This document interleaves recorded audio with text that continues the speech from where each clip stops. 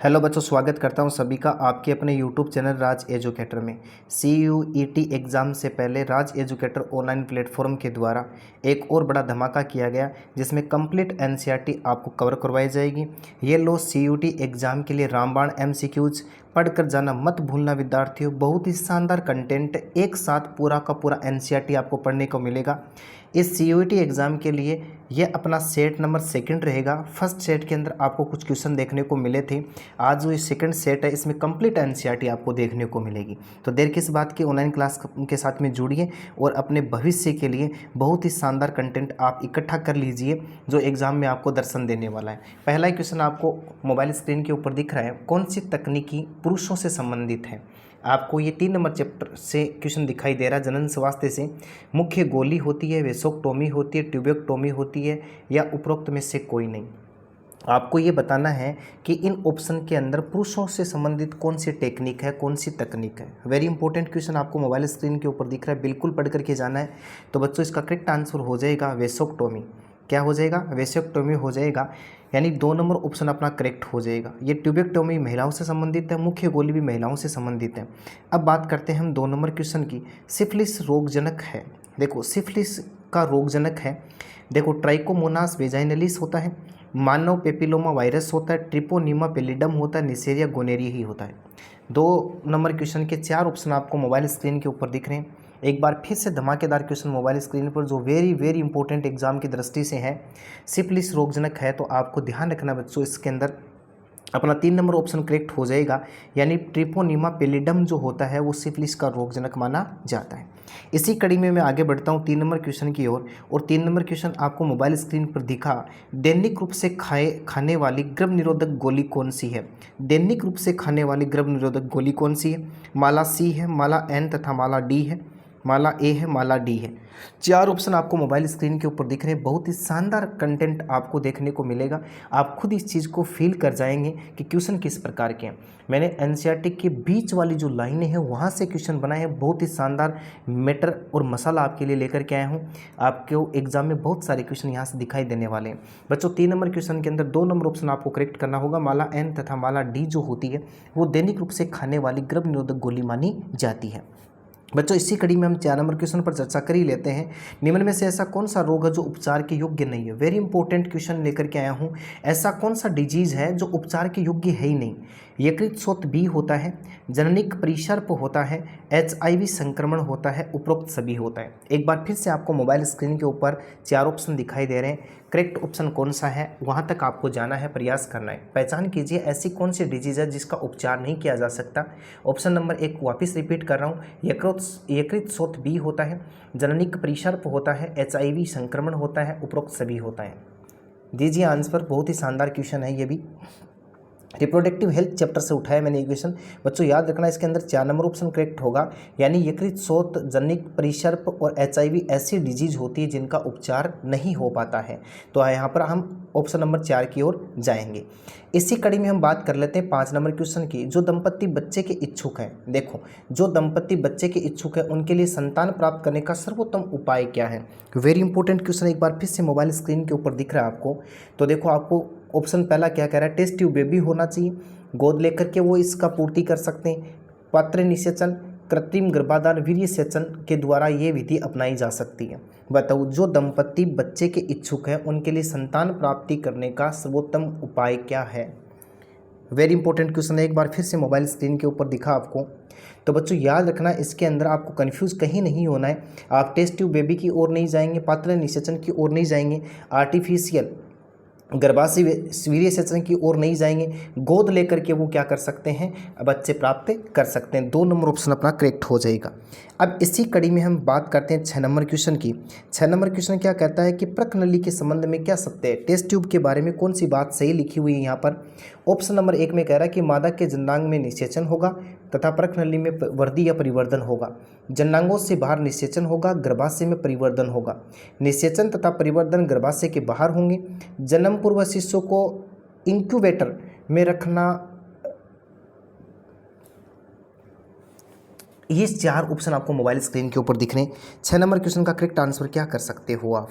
Very important question आपको दिख रहा है, बहुत ही शानदार क्वेश्चन है। देखो क्या कह रहा है परख नली के संबंध में। तो बच्चों याद रखना, इसके अंदर करेक्ट आंसर हो जाएगा जननांगों के बाहर तो निषेचन होगा, यानी टेस्ट ट्यूब के अंदर निषेचन होगा और गर्भाशय में उसका क्या होगा, डेवलपमेंट होगा। तो 6 नंबर क्वेश्चन के अंदर 2 नंबर ऑप्शन अपना करेक्ट हो जाएगा। भूल कर मत जाना इन चीज़ों को, बहुत ही शानदार मसाला है। 6 क्वेश्चन तक कि आप समझ गए होंगे क्वेश्चन किस प्रकार के होने वाले, बहुत शानदार आपको कंप्लीट एनसीईआरटी आज की PDF में मिलने वाली है। देखो 7 नंबर क्वेश्चन की ओर जाते हैं। प्रतिनिधि माँ, जिसको सरोगेट मदर के नाम से जानते हैं, का उपयोग होता है, किसके लिए होता है? दुग्ध श्रावण के प्रेरण के लिए होता है, कृत्रिम वीर्य सचित मादा के रूप में होता है, प्रत्यारोपित भ्रूण वाली भविष्य की माँ के रूप में होता है, या कृत्रिम वीर्य सेचन के रूप में होता है। बताओ प्रतिनिधि माँ जो सरोगेट मदर जो होती है, ऐसे मान लेते हैं कि दाई माँ जो होती है उसका क्या रोल होता है, आपको अब समझना है, बताना। 7 नंबर क्वेश्चन के अंदर करेक्ट आंसर आप क्या करने वाले हैं। आपके सामने एग्जाम में ऐसा क्वेश्चन आ जाए तो कौन सा ऑप्शन आप चूज करेंगे? तो बच्चों इसके अंदर आपको 3 नंबर ऑप्शन चूज करना पड़ेगा। प्रत्यावर्तित भ्रूण वाली भविष्य की जो माँ होती है इसको सरोगेट मदर के नाम से जानते हैं। बिल्कुल, तो बढ़ते हैं अब 8 नंबर क्वेश्चन की ओर, और साथ साथ में आपको ये लाइक वाला बटन दबा करके ये रिस्पांस देना है कि क्लास किस प्रकार की लगी, अधिक से अधिक शेयर करना ताकि विद्यार्थियों तक पहुंच जाए। पिछली जो 5 तारीख को नीट का एग्ज़ाम हुआ था वो क्लास अपनी इतनी फेमस हुई थी कि बहुत सारे बच्चे उनमें से लाभ प्राप्त करें। 155% की क्लास थी जिसमें से 67 क्वेश्चन नीट के एग्ज़ाम में दर्शन दे चुके थे। उसी प्रकार की एक और धमाकेदार क्लास CUT एग्ज़ाम से पहले रखी है। औषधि रहित IUD कौन सी है, आपको बताना। औषधि रहित IUD कौन सी है? लिपेस लूप होती है, कॉपर टी होती है, CU होती है, और या प्रोजेस्टा सर्ट होती है। बताओ 8 नंबर क्वेश्चन में क्या ठीक करने वाले हैं। ये क्वेश्चन 100% आपको दर्शन देने की पूरी संभावना रखता है। औषधि रहित IUD क्या होती है? इंट्रायूटेराइन डिवाइस की बात कर रहा हूँ मैं। IUD की फुल फॉर्म होती है इंट्रायूटेराइन डिवाइस। तो देखो बच्चों याद रख लेना, इसके अंदर 1 नंबर ऑप्शन करेक्ट हो जाएगा। लिपेस लूप जो होता है वो औषधि रहित IUD मानी जाती है। प्रति 1000 व्यक्तियों में जन्म लेने वालों की संख्या को क्या कहते हैं? वृद्धि दर कहते हैं, जन्म दर कहते हैं, गर्भधारण दर कहते हैं, प्रजनन दर कहते हैं। Very simple question mobile screen के ऊपर दिखा। मुझे उम्मीद है कि ये क्वेश्चन सारे बच्चे कर लेंगे। 9 नंबर क्वेश्चन के अंदर आपको करना होगा 2 नंबर ऑप्शन, यानी जन्म दर जिसको कहा जाता है। अब बात करते हैं 10 नंबर क्वेश्चन की। Very nice question mobile screen के ऊपर दिख रहा है। एमनियोसेंटेसिस विधि में द्रव्य कहाँ से निकाला जाता है? एमनियोसेंटेसिस का मतलब होता है बच्चा उल्बवेदन। ये NCERT में साफ साफ लिखा हुआ है, उल्बवेदन होता है। इसका मतलब क्या कहना चाहता है? भ्रूण के रक्त से हम द्रव्य को निकालेंगे, माता के रक्त से निकालेंगे, माता के शरीर के द्रव्य से निकालेंगे, या भ्रूण को घिरे हुए द्रव्य से निकालेंगे। 10 नंबर क्वेश्चन में फिर से 4 ऑप्शन दिखाई दे रहे हैं। करेक्ट ऑप्शन कौन सा हो सकता है, क्या करने वाले हैं 10 नंबर क्वेश्चन के अंदर, आंसर देने का प्रयास कीजिए। वेरी नाइस क्वेश्चन एक बार फिर से दिखा। तो आपको इसके अंदर 4 नंबर ऑप्शन करेक्ट करना होगा। भ्रूण को घिरे हुए द्रव्य को निकालना जाता है कौन सी विधि के अंदर? उल्बवेदन विधि के अंदर या एमनियोसेंटेसिस विधि के अंदर। अब बात करते हैं 11 नंबर क्वेश्चन की। महिलाओं के लिए एक नया ओरल गर्भ सहेली वैज्ञानिक ने किस संस्थान पर विकसित किया था? देखो सहेली बनाया गया था। ये एक बात और बता देता हूँ मैं, ये सहेली जो होती है वो साप्ताहिक गोली मानी जाती है, सप्ताह में एक बार ली जाती है, जो गर्भ निरोधक के रूप में काम आती है। CDRI लखनऊ के द्वारा बनाई गई, IISC बेंगलोर के द्वारा बनाई गई, बेंगलुरु के द्वारा, CMIR नई दिल्ली के द्वारा बनाई गई, ICMR नई दिल्ली के द्वारा बनाई गई। बताओ सहेली जो गर्भ निरोधक गोली है वो किस कंपनी के द्वारा बनाई गई और कहाँ बनाई गई? तो दोस्तों याद रख लेना, इसके अंदर 1 नंबर ऑप्शन अपना करेक्ट हो जाएगा। CDRI लखनऊ के द्वारा सहेली गर्भ निरोधक गोली का निर्माण किया गया था। बिल्कुल मज़ेदार क्वेश्चन मोबाइल स्क्रीन पर दिखा। इसी कड़ी में हम बात कर लेते हैं 12 नंबर क्वेश्चन की। मुख्य गर्भ निरोधक निम्न में से किसके विभिन्न संयोग से बनता है? Very important question mobile screen पर दिख रहा है। मुख्य गर्भ निरोधक जो होते हैं निम्न में से किसको मिलाने से बनते? प्रोजेस्टेरोन और एस्ट्रोजन को मिलाने से, या फिर ऑक्सीटोसिन से बनते हैं, या फिर रिलैक्सिन से बनते हैं, या फिर नन ऑफ दीज, इनमें से कोई नहीं। दीजिए 12 नंबर क्वेश्चन का करेक्ट आंसर। बहुत ही शानदार क्वेश्चन एक बार फिर से मोबाइल स्क्रीन के ऊपर आपको दिखाई दे रहा है। इस प्रकार के क्वेश्चन यदि आप हल करके एग्जाम में बैठेंगे तो डेफिनेटली आपके अंदर पॉजिटिविटी आएगी और आप आराम से ऑप्शन के हिसाब से, यदि आप भूल भी जाएंगे तो ऑप्शन के हिसाब से तुरंत क्वेश्चन का हल निकाल पाएंगे। तो बच्चों याद रखना, प्रोजेस्टेरोन और एस्ट्रोजन को जब मिला दिया जाए तब किसका निर्माण होता है? गर्भ निरोधक मुख्य गोलियों का निर्माण हो जाता है। 1 नंबर ऑप्शन करेक्ट होगा। अब इसी कड़ी में हम बात कर लेते हैं 13 नंबर क्वेश्चन की। साप्ताहिक रूप से खाने वाली गर्भ निरोधक गोली का व्यापारिक नाम क्या है? इसके बारे में मैं थोड़ी देर पहले चर्चा कर चुका हूँ, इसलिए मैं सीधे ऑप्शन पर जाना चाहूँगा। ऑप्शन नंबर 3 जो है सहेली, जो किसके के द्वारा बनाई गई थी? लखनऊ CDRI के द्वारा बनाई गई थी, जिसको सहेली के नाम से जानते हैं। कैसी टेबलेट मानी जाती है? साप्ताहिक मानी जाती है। कैसी मानी जाती है? साप्ताहिक मानी जाती है। तो बिल्कुल आपको समझ में आया होगा। अब इसी कड़ी में हम 14 नंबर क्वेश्चन की चर्चा कर लेते हैं। जनन एवं बाल स्वास्थ्य सेवा कार्यक्रम किस नाम से प्रसिद्ध है? Very very important.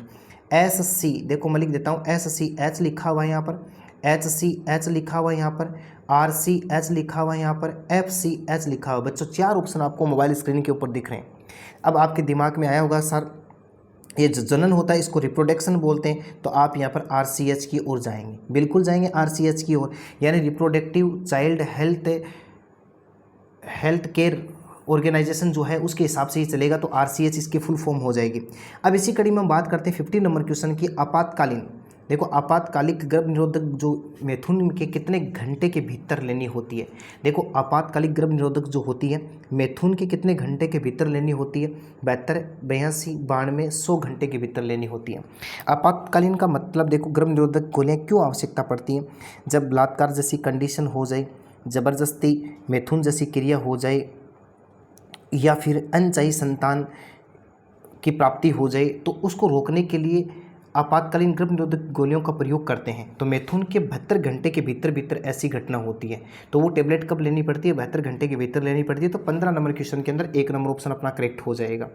अब देखो जनन स्वास्थ्य को एक लक्ष्य के रूप में राष्ट्रीय स्तर पर जनात्मक स्वस्थ समाज को प्राप्त करने की कार्य योजना बनाने वाला विश्व का पहला देश कौन सा है? वेरी वेरी इंपॉर्टेंट क्वेश्चन आपको मोबाइल स्क्रीन के ऊपर दिख रहा है। जनन स्वास्थ्य को एक टारगेट बना लो, एक लक्ष्य बना लो, एक गोल बना लो, और राष्ट्रीय स्तर के ऊपर जनन स्वास्थ्य के रूप में व्यक्ति क्या होना चाहिए? स्वस्थ होना चाहिए। इसके लिए जो योजना बनाई गई वो विश्व का कौन सा देश है? तो ऐसा काम करने वाला देश कौन सा है? भारत, यानी यहाँ पर ऑप्शन नंबर 2 अपना करेक्ट हो जाएगा। अब इसी कड़ी में हम चर्चा कर लेते हैं 17 नंबर क्वेश्चन की। बच्चों बहुत शानदार क्वेश्चन एक बार फिर से मोबाइल स्क्रीन पर दिख रहा है। ऐसे मामले में जहाँ स्त्रियाँ, वेरी इंपॉर्टेंट है, देखो समझ के हिसाब से हम क्वेश्चन करेंगे।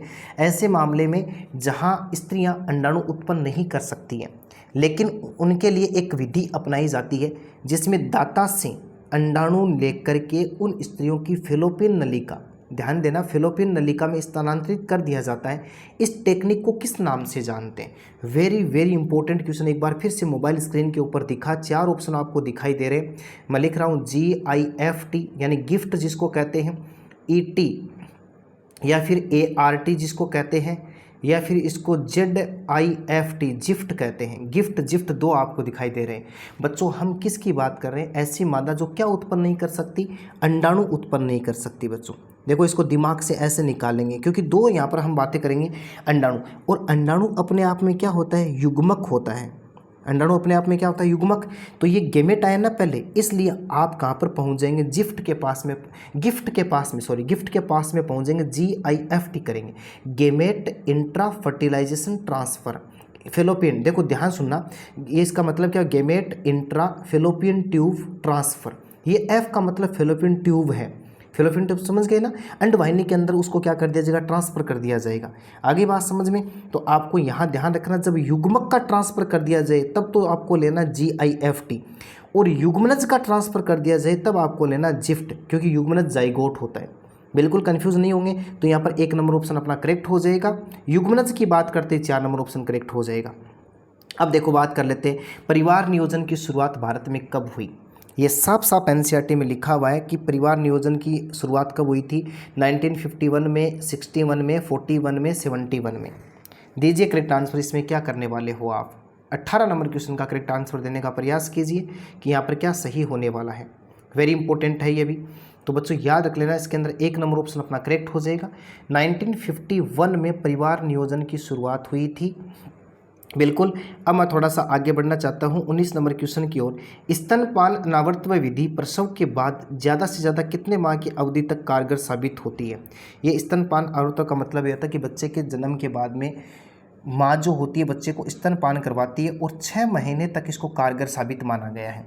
क्या माना गया है? 6 महीने तक इसको क्या मानते हैं? कारगर मानी गई है। तो ये सीधा मैं आंसर पर पहुँच गया, तो इसके अंदर 1 नंबर ऑप्शन अपना करेक्ट हो जाएगा। अब बात करते हैं 20 नंबर क्वेश्चन की।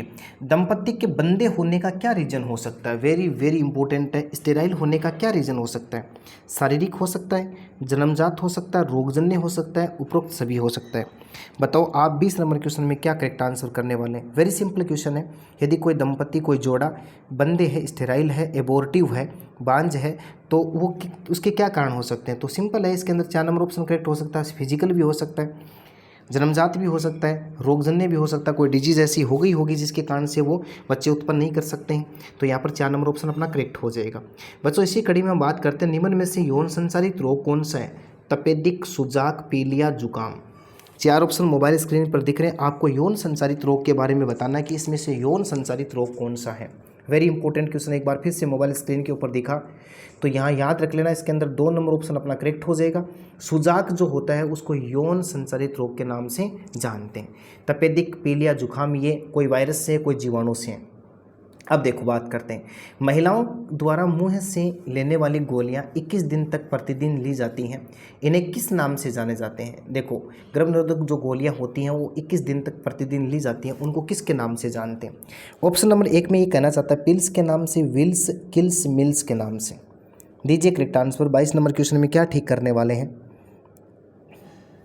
तो बच्चों यहाँ पर भी 1 नंबर ऑप्शन अपना करेक्ट हो जाएगा, यानी पिल्स के नाम से जिसको जाना जाता है। किसके नाम से जानते हैं? पिल्स के नाम से जानते हैं। इसी कड़ी में मैं आगे बढ़ता हूँ। निम्न में से कौन सा जन्म नियंत्रण उपाय स्त्री व पुरुष दोनों के लिए काम में लेते हैं या दोनों के लिए उपलब्ध है? ये 23 नंबर क्वेश्चन 2 बार रिपीट हुआ, तो नीचे देखो यहाँ से देखते हैं इसको, यानी कौन सा ऐसा उपाय है जो स्त्री व पुरुष दोनों के लिए काम में लिया जाता है या उपलब्ध है? मुख्य गोली, कॉपर टी, कंडोम या फिर डायफ्राम? दीजिए करेक्ट आंसर। तो देखो ये जो कॉपर टी लिखा हुआ है, मुख्य गोली लिखा हुआ है और ये डायफ्राम लिखा हुआ है, ये तो सिर्फ महिलाओं के लिए। लेकिन ये जो कंडम लिखा हुआ है ये महिलाओं और पुरुष दोनों के द्वारा काम में लिए जाते हैं। तो 23 नंबर क्वेश्चन के अंदर 3 नंबर ऑप्शन अपना करेक्ट हो जाएगा। अब इसी कड़ी में हम बात कर लेते हैं, निम्न में से कौन सी एक जन्म नियंत्रण विधि है? जन्म नियंत्रण विधि इनमें से कौन सी है? IVF, ET, GIFT, ICSI, IUD? बताइए इसमें जन्म नियंत्रण विधि कौन सी है? तो सिंपल सा है, इंट्रा यूटेराइन डिवाइस होती है, यानी 4 नंबर ऑप्शन अपना करेक्ट हो जाएगा। अंतः गर्भाशय युक्ति जो होती है वो जन्म नियंत्रण का काम करती है, तो 4 नंबर ऑप्शन करेक्ट हो गया। बच्चों थोड़ा सा आगे बढ़ते हैं। CDRI लखनऊ द्वारा विकसित गर्भ निरोधक युक्ति या कोई देखो गर्भ निरोधक इकाई, तो हम सिंपल जाते हैं, इसके अंदर 25 में 2 नंबर ऑप्शन हो जाएगा, तो कई बार पढ़ चुके हैं, यानी सहेली इसका करेक्ट आंसर हो जाएगा। अब देखो क्या कहना चाहता है, एक, हाँ अब क्वेश्चन समझना, एक एकल जीन अनेक फिनोटाइप लक्षणों को प्रकट करता है, ऐसे जीन को क्या कहते हैं? बहुप्रभावी जीन कहते हैं, लिंग जीन कहते हैं, लिथल जीन कहते हैं, सहलगन जीन कहते हैं। देखो एक एकल जीन अनेक फिनोटाइप लक्षणों को प्रकट करता है, तो ऐसे जीन को किसके नाम से जानते हैं? बताओ इसमें कौन सा ऑप्शन करेक्ट होने वाला है? तो बिल्कुल 1 नंबर ऑप्शन करेक्ट हो जाएगा, इसको बहुप्रभावी जीन के नाम से जानते हैं। बिल्कुल। अब आगे बढ़ जाते हैं इसी कड़ी में हम, फेनिलकीटोन व्याधि किसका उदाहरण है? वेरी इंपॉर्टेंट, एक बार फिर से मोबाइल स्क्रीन के ऊपर दिखा, फेनिलकीटोन व्याधि जो होती है वो किसका एग्जाम्पल मानते हैं? सहप्रभाविता का, बहुप्रभाविता का या फिर अपूर्ण प्रभाविता का, डाउन सिंड्रोम का? फेनिलकीटोन व्याधि किसका एग्जाम्पल है? दीजिए करेक्ट आंसर। तो बच्चों इसके अंदर भी याद रख लेना, 2 नंबर ऑप्शन अपना करेक्ट हो जाएगा, बहुप्रभाविता का एग्जाम्पल माना जाता है। अगला क्वेश्चन एक बार फिर से मज़ेदार और धमाकेदार, फेनिलकीटोन व्याधि जो होती है वो किस एंजाइम के लिए उत्तरदायी जीन में परिवर्तन के कारण होता है? ये फेनिलकीटोन जो है ये किस एंजाइम में परिवर्तन हो जाए तब होती है? पहला ऑप्शन कहता है फेनिल हाइड्रोक्सीलेज एंजाइम के कारण से, एलानिन हाइड्रोक्सीलेज एंजाइम के कारण से, फेनिल कीटो हाइड्रोक्सीलेज एंजाइम के कारण से, फेनिल एलानिन हाइड्रोक्सीलेज एंजाइम के कारण से। दीजिए करेक्ट आंसर। 28 नंबर क्वेश्चन के अंदर 5 स्टार लगा लो, ये क्वेश्चन आपको एग्जाम में दर्शन देने की पूरी संभावना रखेगा। वेरी इंपॉर्टेंट क्वेश्चन, सारे के सारे क्वेश्चन एक से बढ़ करके एक है बच्चा, करके जाना मत भूलना, हल करके ही जाना है एग्ज़ाम से पहले। बार बार सलाह यही दूंगा मैं, क्वेश्चन को पढ़ करके जाना, क्योंकि एनसीईआरटी के बीच वाली लाइनों से क्वेश्चन पुटअप किए गए हैं, तो ये एग्ज़ाम की दृष्टि से बहुत ही खास है।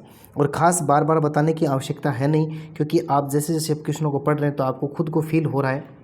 4 नंबर ऑप्शन यहाँ पर करेक्ट हो जाएगा, फेनिल एलानिन हाइड्रोक्सीलेज एंजाइम के कारण से ऐसा होता है। 29 नंबर, अगुणित द्विगुणित लिंग निर्धारण प्रणाली किस में पाई जाती है? हैप्लोइड डिप्लॉइड सेक्स डिटरमाइनेशन प्रोसेस किसके अंदर पाई जाती है?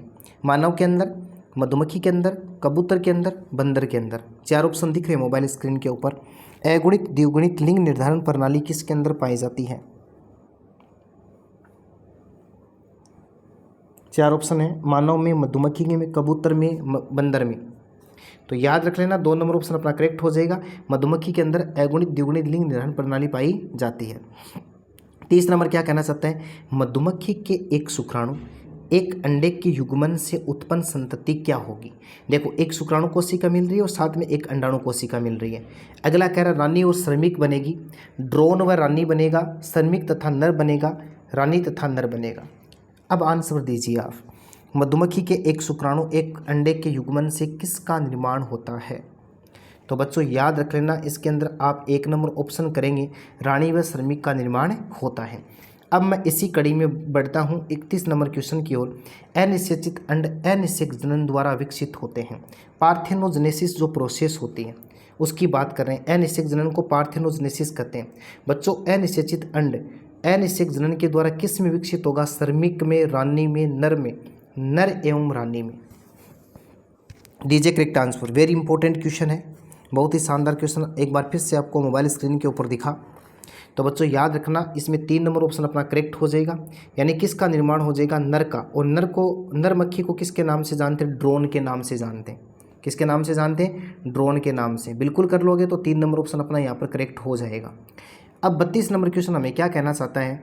मादा मधुमक्खी में क्रोमोसोम की संख्या। मादा मधुमक्खी के अंदर गुणसूत्र की बात कर रहा है। अगला 32 गुणसूत्र होते हैं, 16 होते हैं, 30 होते हैं, 34 होते हैं। बताने का यथासंभव प्रयास करना आपको। दीजिए करेक्ट आंसर, इसके अंदर क्या होने वाला है?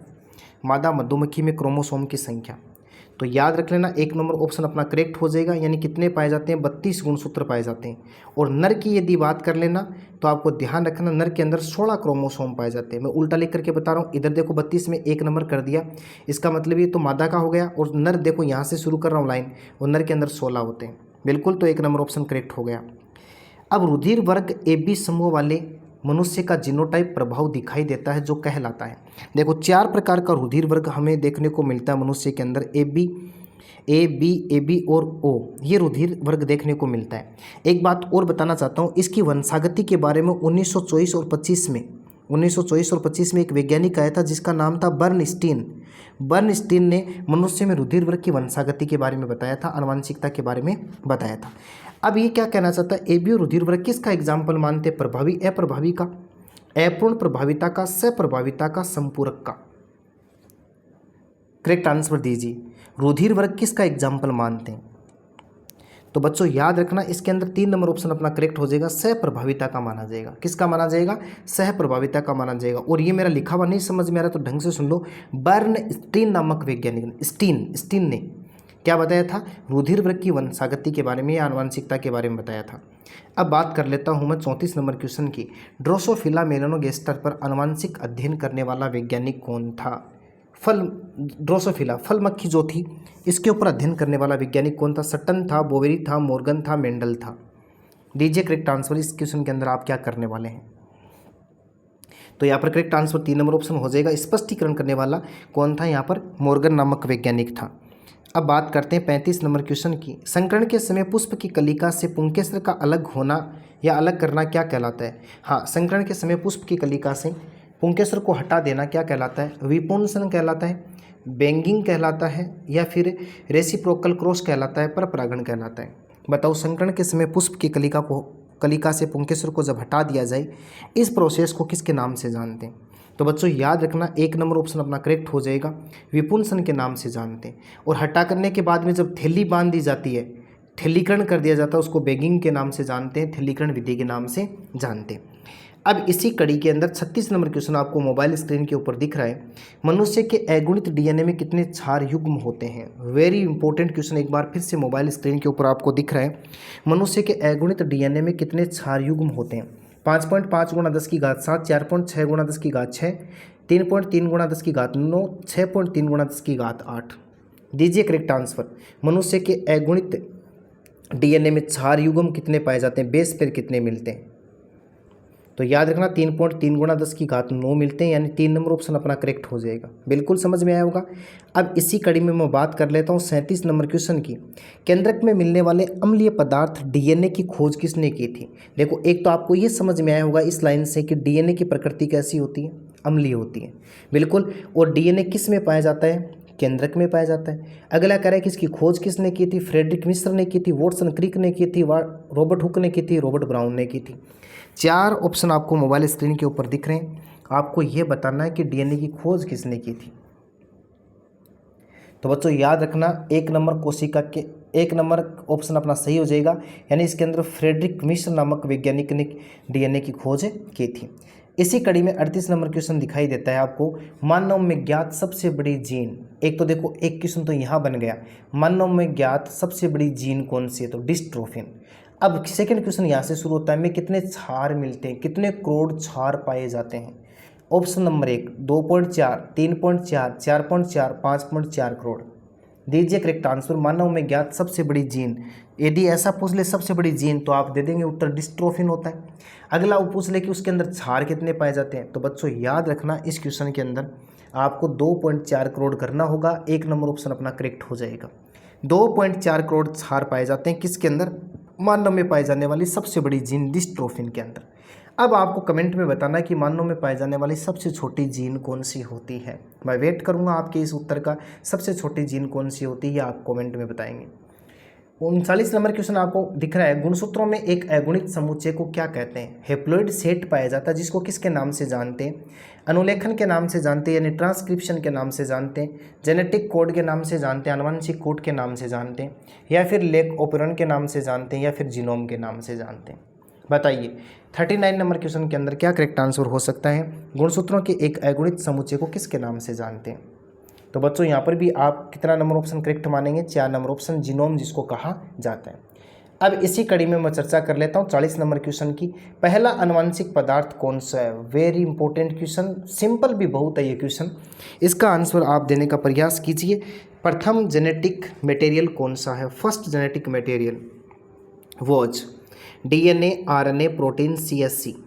बताइए इसमें 40 नंबर क्वेश्चन में आप क्या करेक्ट आंसर करने वाले हैं? तो बच्चों फर्स्ट जेनेटिक मटेरियल था आरएनए। 2 नंबर ऑप्शन अपना करेक्ट हो जाएगा। डीएनए की ओर नहीं जाना है। हाँ, बाद में ये स्पष्ट हुआ था कि डीएनए वास्तव में आनुवंशिक पदार्थ है, लेकिन सबसे पहले खोजा गया आनुवंशिक पदार्थ आरएनए था। अब 41 नंबर क्वेश्चन पर बात करते हैं, संरचनात्मक जीन की क्रिया किसके द्वारा कंट्रोल होती है, नियंत्रित होती है? संरचनात्मक जीन की क्रिया किसके द्वारा? ऑपरेटर के द्वारा, प्रमोटर के द्वारा, या फिर लाइगेज के द्वारा, या फिर रेगुलेटरी जीन के द्वारा? बताओ। इस क्वेश्चन का करेक्ट आंसर आपको देना है। जल्दी बताओ इसका क्या आंसर करने वाले हैं। जल्दी आंसर देने का प्रयास कीजिए। क्या हो सकता है इसके अंदर? संरचनात्मक जीन की क्रिया किसके द्वारा कंट्रोल होती है? तो बच्चों याद रख लेना, 1 नंबर ऑप्शन हो जाएगा, यानी ऑपरेटर के द्वारा। किसके द्वारा? ऑपरेटर के द्वारा ये नियंत्रित होती है। 1 नंबर ऑप्शन अपना करेक्ट हो जाएगा। अब इसी कड़ी में मैं बात करता हूँ 42 नंबर क्वेश्चन की। डीएनए का अनुलेखन सहायक होता है किसके द्वारा? देखो, डीएनए का अनुलेखन किसके द्वारा सहायक होता है? ट्रांसक्रिप्शन किसके द्वारा? आरएनए पॉलीमरेज के द्वारा, एक्सोन्यूक्लियस एंजाइम के द्वारा, डीएनए पॉलीमरेज के द्वारा, या फिर रिकॉम्बिनेज के द्वारा? अनुलेखन की प्रक्रिया किसके द्वारा सहायक होती है? तो याद रख लेना, 1 नंबर ऑप्शन करेक्ट हो जाएगा। आरएनए पॉलीमरेज एंजाइम काम में आता है, जो डीएनए का अनुलेखन करने का काम करता है। अब 43 नंबर क्वेश्चन क्या कहना चाहता है? यूकेरियोटिक में डीएनए के अनुलेखन के बाद बनने वाला आरएनए क्या कहलाता है, या बनने वाले आरएनए को क्या कहते हैं? RRNA, tRNA, mRNA, hnRNA, heterogeneous nuclear RNA? बताइए यूकेरियोटिक डीएनए के अनुलेखन के बाद कौन सा आरएनए बनता है? तो बच्चों यहाँ पर जाना ही नहीं है आपको, तीनों ही रॉन्ग है। 4 नंबर ऑप्शन अपना करेक्ट हो जाएगा। हेटेरोजीनियस न्यूक्लियर आरएनए के नाम से जानते हैं। जेनेटिक कोड में समापन कोडोन है। जेनेटिक कोड में समापन कोडोन कौन सा है? यूएए, यूजीए, यूएजी, या फिर उपरोक्त सभी? तो ध्यान रखना 64 कोडोन पाए जाते हैं, जिसमें से 3 समापन कोडोन होते हैं। ये तीनों ही माने जाते हैं, तो ऑप्शन नंबर अपना 4 सही हो जाएगा। ये तीनों एकदम राइट है। यूएए, यूजीए, यूएजी, ये तीनों समापन कोडोन माने जाते हैं। और प्रारंभिक कोडोन का नाम होता है AUG जो मेथियोनिन को कोडित करने का काम करता है। इसी कड़ी में हम बात करते हैं साइटोसिन और गवानिन के बीच में कौन सा हाइड्रोजन बंध पाया जाता है। एक होता है, 3 होते हैं, 2 होते हैं, 4 होते हैं। तो हम जानते हैं इनके बीच में कौन सा बंध पाया जाता है, ट्रिपल बंध पाया जाता है। 2 नंबर ऑप्शन अपना करेक्ट हो जाएगा। और एडिनिन और थाइमिन के बीच में कौन सा बंध पाया जाता है, द्विबंध पाया जाता है। इस बुक से आप समझ जाएंगे बिल्कुल। अब बात कर लेते हैं हम टेमिनिज्म का अर्थ है। अनुलेखन होता है, व्युत्क्रम अनुलेखन होता है, अनुवाद होता है, व्युत्क्रम अनुवाद होता है। बताइए टेमिनिज्म का क्या मतलब होता है। देखो इससे पहले एक सिद्धांत आया था, सेंट्रल डोग्मा सिद्धांत। सेंट्रल डोग्मा सिद्धांत कहता है DNA से RNA का निर्माण होगा। टेमिनिज्म जो होता है वो सेंट्रल डोग्मा सिद्धांत का अपोजिट होता है, यानी RNA से DNA का निर्माण। इसलिए इसको क्या कहते हैं, व्युत्क्रम अनुलेखन के नाम से जानते। 2 नंबर ऑप्शन करेक्ट हो जाएगा। बाल्टीमोर और टेमिन ने इसका प्रतिपादन किया था। बाल्टीमोर और टेमिन 2 वैज्ञानिक थे जिसने टेमिनिज्म सिद्धांत का प्रतिपादन किया था। एंटीकोडोन उपस्थित होता है। वेरी इंपॉर्टेंट क्वेश्चन एक बार फिर से मोबाइल स्क्रीन के ऊपर दिख रहा है। एंटीकोडोन किसके ऊपर पाया जाता है, ये क्या कहता है ऑप्शन के अंदर, RNA के ऊपर, mRNA के ऊपर, tRNA के ऊपर, या फिर ऑल ऑफ दीज के ऊपर। सबके ऊपर पाया जाता है एंटीकोडोन। बताओ किसके ऊपर करेक्ट होगा। तो बच्चों याद रख लेना, इसके अंदर 3 नंबर ऑप्शन अपना करेक्ट हो जाएगा। tRNA के ऊपर एंटीकोडोन भुजा पाई जाती है, एंटीकोडोन स्थित होता है। अब मैं बात करना चाहता हूँ 48 नंबर क्वेश्चन की। लेक ओपेरन में प्रेरक अणु कौन सा होता है। प्रेरक की बात कर रहे हैं। परमिएज एंजाइम होगा, ग्लूकोज व ग्लेक्टोज होगा, दमनकारी प्रोटीन होगी, या फिर लेक्टोज होगा। दीजिए करेक्ट आंसर। बिल्कुल फील कर पाए होंगे क्वेश्चन किस प्रकार के, बहुत ही शानदार धमाकेदार क्वेश्चन आपको मोबाइल स्क्रीन के ऊपर दिख रहे हैं। बहुत ही सोच समझ करके क्वेश्चन आपके लिए रखे गए बच्चों। 4 नंबर ऑप्शन करेक्ट हो जाएगा यहाँ पर, यानी लेक्टोज जो होती है वो प्रेरक अणु का काम करती है। अनुलेखन के समय RNA पॉलीमरेज सबसे पहले DNA के किस भाग से जुड़ता है। वेरी इंपॉर्टेंट क्वेश्चन एक बार फिर से मोबाइल स्क्रीन के ऊपर दिख रहा है। अनुलेखन की जब प्रक्रिया होती है के समय RNA पॉलीमरेज सबसे पहले DNA के किस भाग से जुड़ता है। वेरी इंपॉर्टेंट क्वेश्चन है। AUG कोडोन से जुड़ता है, ये समापन कोडोन से जुड़ता है, प्रमोटर से जुड़ता है, संरचनात्मक जीन से जुड़ता है। तो बिल्कुल यहाँ पर 3 नंबर ऑप्शन आपको राइट करना होगा, यानी प्रोमोटर के साथ में जाकर के जुड़ जाता है। अब देखो 49 नंबर क्वेश्चन। अनुलेखन के समय RNA पॉलीमरेज सबसे पहले DNA के किस भाग से जुड़ता है। क्वेश्चन रिपीट हो गया तो इसके अंदर अपने पास में आ जाएगा, यानी प्रोमोटर। अब देखो 50 नंबर क्वेश्चन क्या कहना चाहता है। DNA फिंगरप्रिंट में DNA खंडों से किसका संकरण कराया जाता है। देखो किसका संकरण कराया जाता है। एगारोज जेल का कराया जाता है, नाइलॉन का करवाया जाता है, या फिर DNA प्रोब का करवाया जाता है, रेस्टिकेशन एंजाइम का करवाया जाता है। दीजिए करेक्ट आंसर। इसके अंदर आप क्या राइट करने वाले हैं।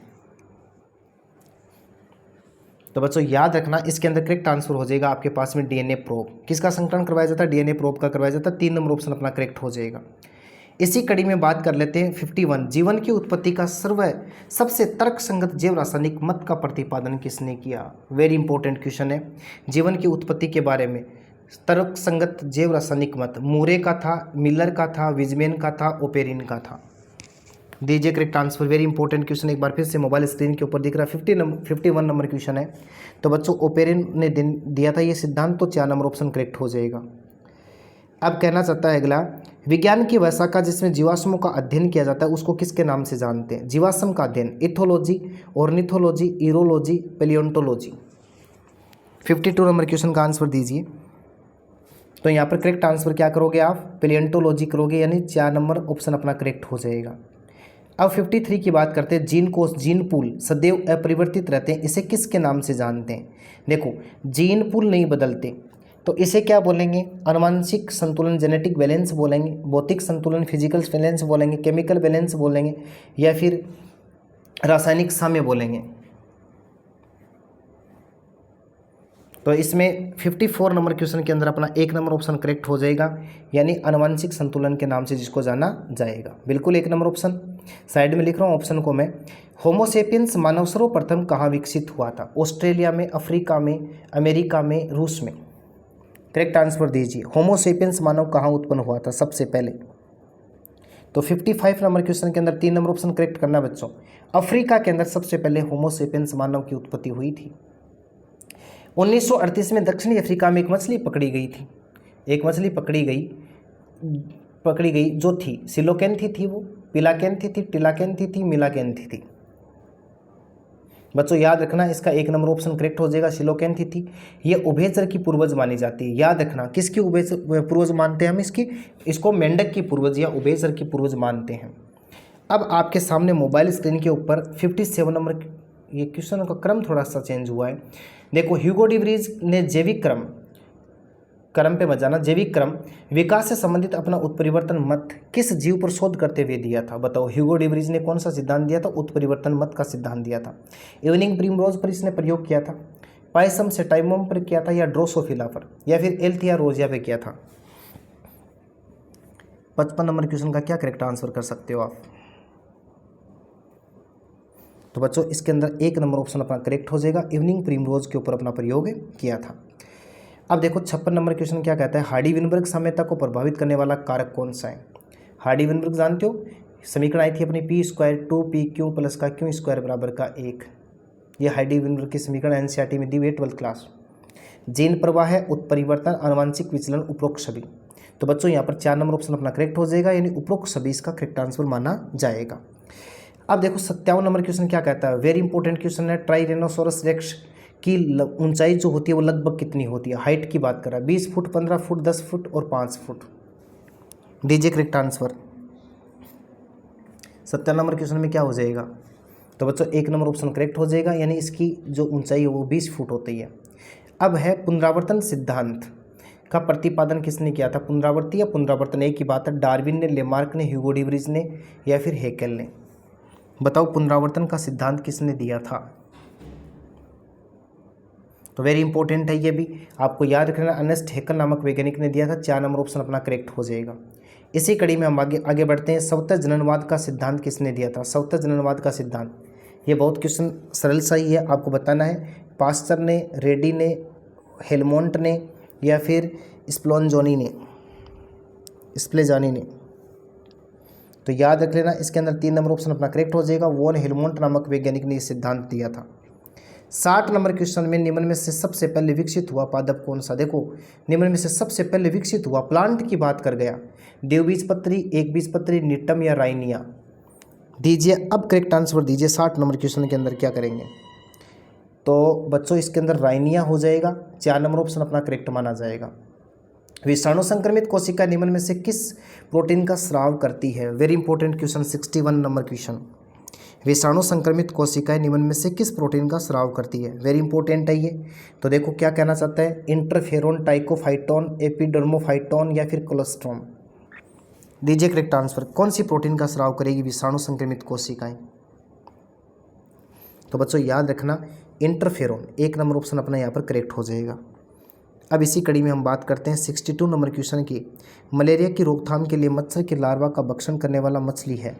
देखो, मलेरिया की रोकथाम करेंगे ना, तो मच्छर के लार्वा को मारने के लिए हम एक मछली का पालन करेंगे। बारबस है, वो गेम्बूसिया है, लेबियो है, या फिर एक्सोसिटस है? कौन सी है? दीजिए करेक्ट आंसर। तो मैं बढ़ता हूँ, क्लास लंबी नहीं हो इसलिए सीधा ऑप्शन पर जाने का प्रयास कर रहा हूँ, यानी गेम्बूसिया, यानी 2 नंबर ऑप्शन अपना करेक्ट हो जाएगा। इसी कड़ी में हमारे शरीर में प्रतिरक्षा की पहली पंक्ति कौन सी है? ये क्वेश्चन तो 100% एग्जाम में दर्शन देगा। फर्स्ट प्रतिरक्षा प्रणाली की बात कर रहा है। प्रतिरक्षा की प्रथम पंक्ति कौन बनाता है? फेफड़े बनाते हैं, श्वसन बनाते हैं, त्वचा बनाता है, मैक्रोफेजेज कोशिकाएं बनाती हैं? तो याद रखना, इसके अंदर 3 नंबर ऑप्शन करेक्ट हो जाएगा। त्वचा जो होती है वो प्रतिरक्षा की पहली पंक्ति बनाने का काम करती है। कैंसर उत्पन्न करने वाले विषाणु क्या कहलाते हैं? 64 नंबर क्वेश्चन में दीजिए आंसर। तो देखो, ओंकोजेनिक वायरस कहलाते हैं, प्रोटो ओंकोजेनिक वायरस कहलाते हैं, मेटास्टेटिस वायरस कहलाते हैं, कीटो ओंकोजेनिक वायरस कहलाते हैं। 64 नंबर क्वेश्चन के अंदर आंसर दीजिएगा। वेरी इंपॉर्टेंट क्वेश्चन है ये। तो बच्चों याद रख लेना, ओंकोजेनिक वायरस 1 नंबर ऑप्शन अपना करेक्ट हो जाएगा। इसी कड़ी में देखो हम बात कर लेते हैं, निम्न में से कौन से विषाणु फैक्ट्री की तरह काम करते हैं? ऐसे कौन से विषाणु जो फैक्ट्री की तरह काम करेंगे? Polio virus, orthomyxo virus, HIV virus, या फिर पैरामिक्सो वायरस? अब दीजिए correct answer. Very important question है, मोबाइल स्क्रीन के ऊपर धमाकेदार क्वेश्चन आपके सामने रखा गया। दीजिए आंसर। तो बच्चों HIV वायरस जो होता है ना, वो किसकी भांति काम करता है? विषाणु की फैक्ट्री की भांति काम करता है। इम्यूनिटी पावर को कमज़ोर कर देता है। HIV जो होता है ना, एड्स कोई रोग नहीं है, लेकिन ये इम्यूनिटी पावर को ख़त्म कर देता है, जिससे अन्य रोगों का जब संक्रमण हो जाए तो उनका इन्फेक्शन होने से व्यक्ति की मृत्यु हो जाती है। 66 नंबर क्वेश्चन की बात करते हैं। प्राकृतिक कैनिबिनोइड कैनेबिस सेटाइवा पौधे के किस भाग से प्राप्त किया जाता है? Very important question mobile screen के ऊपर दिख रहा है। कैनिबिनोइड कैनेबिस सेटाइवा पौधे के किस भाग से प्राप्त किया जाता है? इस क्वेश्चन का आंसर दीजिए। जड़ से, पुष्पक्रम से, पुष्पासन से, तने से। इस चैप्टर का ये सबसे महत्वपूर्ण क्वेश्चन है, याद रख लेना। 2 नंबर ऑप्शन करेक्ट हो जाएगा, यानी पुष्पक्रम से इसको प्राप्त किया जाता है। अब है 67, मलेरिया रोगी में कंपकंपी का कारण क्या होता है? हिमोजोइन होता है, या फिर हिप्नोटॉक्सिन होता है, हिमेटिन होता है, मीरोजोइट्स होता है।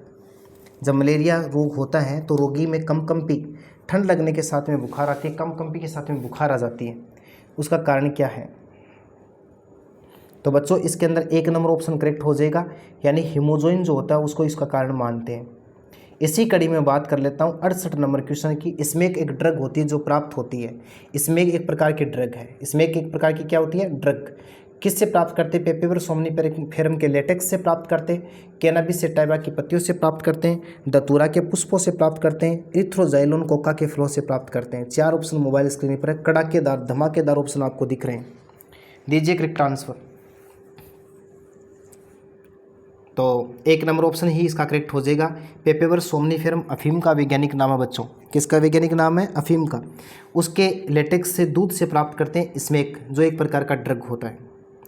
अब 69 क्वेश्चन, गोबर गैस संयंत्र में काम आने वाला बैक्टीरिया कौन सा है? जीवाणु कौन सा है? मिथेनोजेन बैक्टीरिया है, एमोनिकारी बैक्टीरिया, नाइट्रिकारी, विनाइट्रिकारी जीवाणु। दो करेक्ट आंसर क्या होने वाला है? तो इसके अंदर 1 नंबर ऑप्शन अपना करेक्ट हो जाएगा। मिथेनोजेन बैक्टीरिया जो होता है ना, वो क्या काम करता है? गोबर गैस, बायोगैस बनाने में काम आता है। जीवन के खिलाफ किससे संबंधित है? एक स्टेटमेंट आया है, जीवन के खिलाफ किससे संबंधित है? प्रतिजैविक से, कवक से, जीवाणु से, शैवाल से। Opposite to life. बच्चों याद रखना, प्रतिजैविक से संबंधित होता है, 1 नंबर ऑप्शन करेक्ट होगा। कवक एवं पादपों के साथ में सहजीवी संबंध कहलाता है। कवक एवं पादपों के साथ में जो सहजीवी संबंध बनता है उसको क्या कहते हैं? माइकोराइजा, सिम्बायोसिस कहते हैं, लाइकेन कहते हैं, उपरोक्त सभी कहते हैं। 71 नंबर क्वेश्चन का करेक्ट आंसर दो। बहुत शानदार क्वेश्चन है, तो इसको माइकोराइजा के नाम से जानते हैं। 1 नंबर ऑप्शन करेक्ट हो जाएगा। बच्चों इसी कड़ी में बात करता हूँ ताड़ वृक्ष पाम की, कि किस भाग से प्राप्त स्राव को किण्वित कर टोडी बनाई जाती है? जड़ से, तना से, पत्ती से, पुष्प से। 72 नंबर क्वेश्चन का क्या आंसर करने वाले हो? पाम ताड़ वृक्ष होता है, इसके किस भाग को, किस स्राव को निकालो और उसका फर्मेंटेशन करके टोडी प्राप्त की जाती है? तो बच्चों इसके अंदर करेक्ट आंसर हो जाएगा स्टेम, यानी तना हो जाएगा, उसके तने से प्राप्त करते हैं। 2 नंबर ऑप्शन अपना करेक्ट हो जाएगा। इसी कड़ी में 73 नंबर क्वेश्चन आपको मोबाइल स्क्रीन पर दिख रहा है। किस तत्व के पोषण के लिए माइकोराइजा उत्तरदायी है? किस तत्व की पूर्ति करता है माइकोराइजा? पोटेशियम की करता है, कॉपर की करता है, जिंक की करता है, या फिर फॉस्फोरस की करता है? दीजिए करेक्ट आंसर। तो याद रख लेना, इसके अंदर क्या हो जाएगा? 4 नंबर ऑप्शन हो जाएगा, फॉस्फोरस की पूर्ति करने का काम करता है। अब 74 नंबर क्वेश्चन, द्वितीयक सीवेज उपचार मुख्यतः क्या है? देखो, भौतिक प्रक्रिया है, यांत्रिक, रासायनिक, जैविक प्रक्रिया है। द्वितीयक सीवेज उपचार, तो यहाँ पर 4 नंबर ऑप्शन करेक्ट हो जाएगा, यानी जैविक प्रक्रिया जो होती है वो द्वितीयक सेकेंडरी सीवेज उपचार में काम आती है, ट्रीटमेंट में काम में आती है। 75 क्या कहना चाहता है? निम्न में से कौन सा युग्म जैव उर्वरक का काम करता है? लो, जैव उर्वरक। एक और धमाका, एजोला और बीजीए। बीजीए का मतलब ब्लू ग्रीन एल्गी, नीलहरी शैवाल, नोस्टॉक लेग्यूम, राइजोबियम घास, साल्मोनेला, इरिसिया कोलाई। कौन सा ऐसा जोड़ा है जो जैव उर्वरक का काम करता है, जैविक खाद का काम करता है, ऐसे समझो। तो बच्चों 1 नंबर ऑप्शन ही करेक्ट है इसका, एजोला और ब्लू ग्रीन एल्गी। वाइटमन उपचार के दौरान निम्नलिखित में से कौन कौन सी गैसें उत्पन्न होती हैं? देखो, जो गैसें उत्पन्न हुई उसका क्रम, methane, hydrogen sulphide, carbon dioxide, methane oxygen और hydrogen sulphide, hydrogen sulphide, methane sulphur dioxide, hydrogen sulphide, nitrogen और methane. 2 correct answer 76 number question के अंदर। तो बच्चों इसके अंदर 1 नंबर ऑप्शन करेक्ट हो जाएगा। अब बात करते हैं 77 की, जीवाणु प्रोपिनियो बैक्टीरियम सार्मिनाई का प्रयोग किसके उत्पादन में किया जाता है? देखो, प्रोपिनियो बैक्टीरियम का उपयोग किसके लिए किया जाता है? वाइन के लिए किया जाता है, स्विस पनीर के लिए किया जाता है, रोकीफोर्ट पनीर के लिए किया जाता है, या टोडी के लिए किया जाता है? दीजिए करेक्ट आंसर। प्रोपिनियोबैक्टीरियम का प्रयोग किसके लिए किया है? तो 2 नंबर ऑप्शन अपना करेक्ट हो जाएगा, यानी किसके लिए प्रयोग करते हैं हम? स्विस पनीर के लिए प्रयोग करते हैं। इसी कड़ी में हम बात करते हैं 78 नंबर क्वेश्चन की। प्रतिबंधन एंजाइम प्राकृतिक रूप से पाए जाते हैं यूकेरियोटिक कोशिकाओं में, ईस्ट में, जीवाणु में या फिर उपरोक्त सभी में? इस क्वेश्चन का उत्तर दीजिए आप। प्रतिबंधन एंजाइम प्राकृतिक रूप से किस में पाए जाते हैं? यूकेरियोटिक कोशिका में, ईस्ट में, जीवाणु में या इन सभी में? वेरी इंपॉर्टेंट क्वेश्चन है ये बायोटेक का। तो बच्चों इसके अंदर 3 नंबर ऑप्शन करेक्ट हो जाएगा।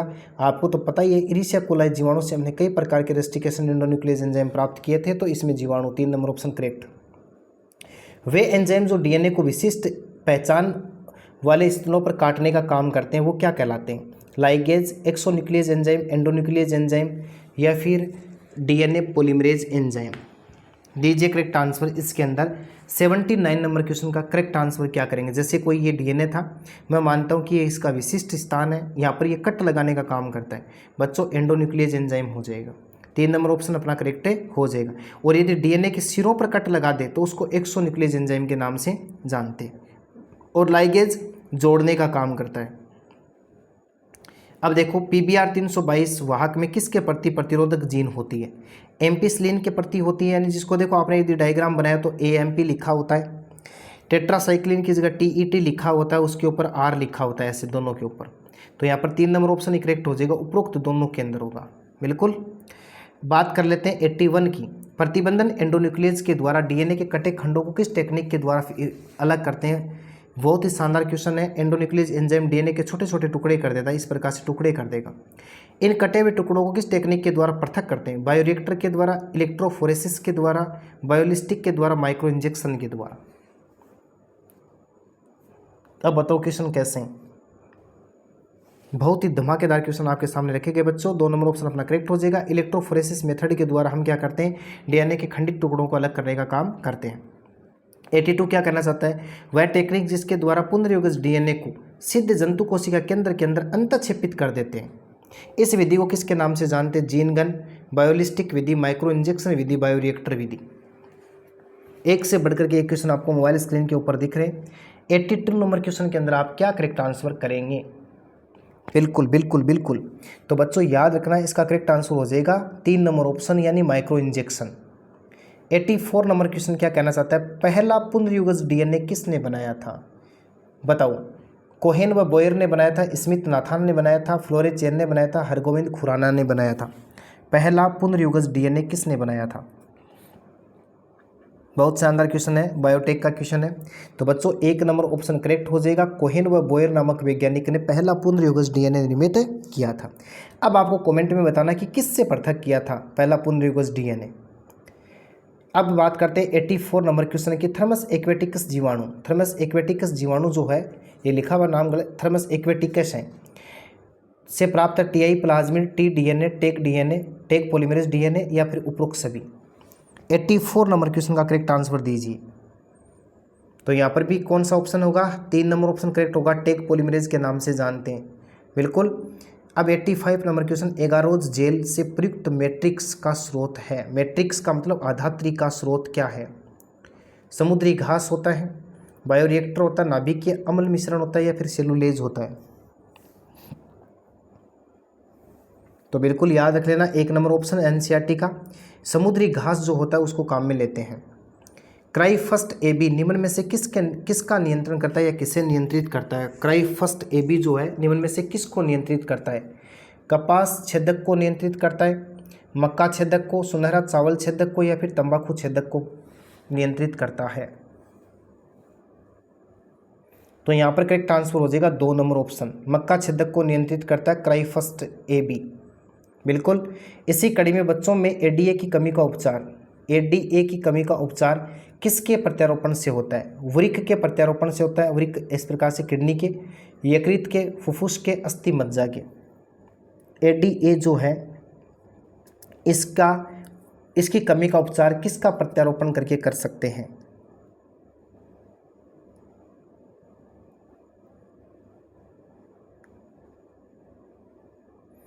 एडिनोसिन डाइएमिनेज होता है बच्चा।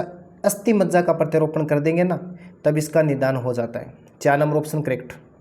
अस्थि मज्जा बोन मेरो होता है। निम्न में से पारजीवी जंतु कौन से हैं? चूहा, सुअर, खरगोश, उपरोक्त सभी। बताओ निम्न में से पारजीवी जंतु कौन से हैं? तो ये तीनों ही पारजीवी जंतु हैं। 4 नंबर ऑप्शन अपना करेक्ट हो जाएगा। सबसे ज़्यादा पारजीवी किसके बनाए गए थे? चूहे के बनाए गए थे। ह्यूमुलिन क्या है? एंजाइम है, प्रतिजैविक है, इंसुलिन है, वृद्धि हार्मोन है। बताओ। तो प्रथम मानव निर्मित इंसुलिन जो है उसको किसके नाम से जाना गया था? ह्यूमुलिन के नाम से। 3 नंबर ऑप्शन अपना करेक्ट हो जाएगा। खनिज तेलों के विघटक के रूप में जैव प्रौद्योगिकी उपयोगिता का उदाहरण है। देखो किसको काम में लेते हैं खनिज तेल का विघटन करने के रूप? Biosensor, biofilm, biochip, superbug. 90 number question का करेक्ट आंसर दीजिए। तो बच्चों यहाँ पर भी 4 नंबर ऑप्शन करेक्ट है, अपना सुपरबग एग्जाम्पल हो जाएगा। 91 में क्या कहना चाहता है? भारतीय मूल का फसली पौधा जिसका अमेरिका ने पेटेंट करवा लिया। ये देखो ये थोड़ा अलग लिखा हुआ है, इसको काट दो। पेटेंट करवा लिया। ज्वार था, बासमती चावल था, बाजरा था, गेहूं था। बताओ 91 नंबर क्वेश्चन का करेक्ट आंसर क्या करोगे? भारतीय मूल का पौधा था लेकिन अमेरिका ने उस पर पेटेंट करवा लिया। वेरी इंपॉर्टेंट क्वेश्चन है ये। तो बच्चों इसके अंदर 2 नंबर ऑप्शन करेक्ट हो जाएगा। बासमती चावल के ऊपर अमेरिका की कंपनी कह रही है हमारा है, लेकिन ये तो भारत में काफ़ी सालों पहले से ही इसका उत्पादन किया जा रहा था। तो पेटेंट अमेरिका ने किस पर करवाया? बासमती चावल पर। 92 नंबर क्वेश्चन क्या कहता है? सी एनिमोन व क्लाउन फिश के बीच में पारस्परिक जो क्रिया होती है उसको किसके नाम से जानते हैं? परजीविता, परबक्षिता, सोपकारिता, सहभोजिता। तो 4 नंबर ऑप्शन करेक्ट हो जाएगा। सहभोजिता के नाम से जानते हैं।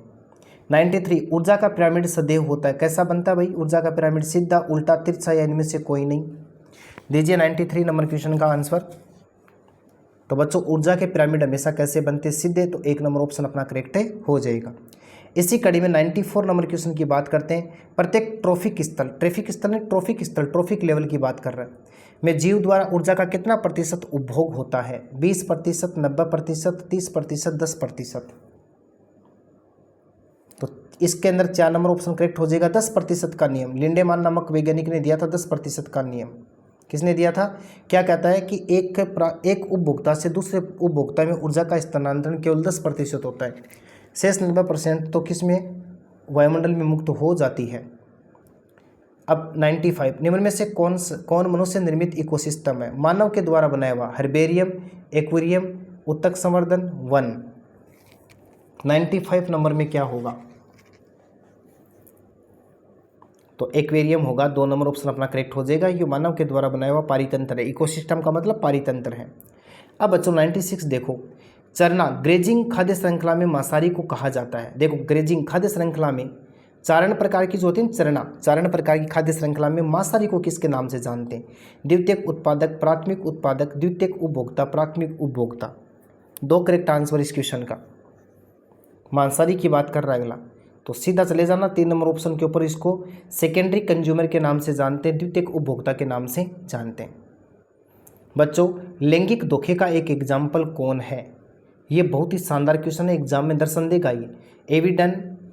एविनाडन कछुए, ओफ्रिस म्यूसिफेरा, ट्रिमेटोड परजीवी या वेलेस बार्नेकिल। तो याद रख लेना इसके अंदर 2 नंबर ऑप्शन हो जाएगा। ओरफिस म्यूसिफेरा होता है। ओरफिस म्यूसिफेरा होता है इसके अंदर। तो 2 नंबर ऑप्शन अपना करेक्ट हो गया। अब 98 नंबर क्वेश्चन क्या कहता है? ट्रांसजेनिक पौधे विकसित किए जाते हैं। ट्रांसजेनिक पौधे किसके द्वारा विकसित होते हैं भाई? जीन स्थानांतरण के द्वारा, रूपांतरण के द्वारा, कलम के द्वारा, मुकुलन के द्वारा। 2 करेक्ट आंसर। ट्रांसजेनिक पौधे कैसे विकसित होते हैं? तो बच्चों जीन स्थानांतरण के द्वारा 1 नंबर ऑप्शन करेक्ट हो जाएगा इसका। 99 नंबर क्वेश्चन आपको मोबाइल स्क्रीन के ऊपर दिख रहा है। बायोरिएक्टर में क्या आवश्यक है? ताप नियंत्रण, पीएच नियंत्रण, वातन या फिर उपरोक्त सभी। बायोरिएक्टर में किसकी आवश्यकता होती है? Very important question mobile screen के ऊपर। तो बच्चों इन तीनों की आवश्यकता होती है, यानी 4 नंबर ऑप्शन अपना करेक्ट हो जाएगा। 100 नंबर क्वेश्चन क्या कहता है? जेल इलेक्ट्रोफोरेसिस में एनोड की ओर सबसे पहले पहुंचने वाले होंगे बिना पचा हुआ डीएनए का सबसे बड़ा खंड और सबसे पहले पहुंचने वाले। डीएनए का सबसे छोटा खंड या फिर उपरोक्त में से कोई नहीं। करेक्ट आंसर देने का प्रयास कीजिए। वेरी इंपॉर्टेंट क्वेश्चन आपके सामने दिख रहा है मोबाइल स्क्रीन के ऊपर। तो बच्चों, डीएनए का सबसे छोटा खंड जो होता है वो सबसे पहले एनोड की तरफ पहुंचेगा। 3 नंबर ऑप्शन अपना यहाँ पर करेक्ट हो जाएगा, बिल्कुल कर लोगे। इस प्रकार से सीयूईटी एग्जाम से पहले एनसीईआरटी कंप्लीट 100 क्वेश्चन आपको देखने को मिले। एक सेट अपना पहला था जिसमें भी आपको बहुत सारे क्वेश्चन देखने को मिले थे। Best of luck all students, super class for all exams 100% आपको फ़ायदा देगी।